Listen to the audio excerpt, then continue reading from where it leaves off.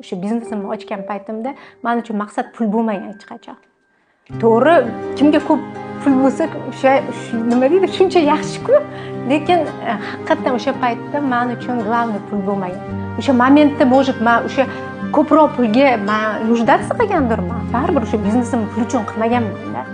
Men pul kerak deb qanaqadir mazza qilish uchun qilganmanmi? O'shandan o'zim mazza qilganman-da.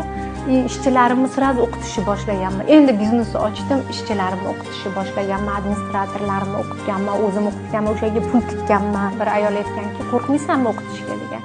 Shuncha pul tikyapsan o'qitishga, bu administratoring ketib qolsa-chi? Bilimini olib ketib qoladi-ku. Menga shu savolni berganda, men shuni o'ylagan. Men hech qachon shu narsani o'ylamagan. Shu ketib qoladi mendan, men buni nima o'qityapman, shuni bekorga pulim ketadi deb o'ylamaganman-da.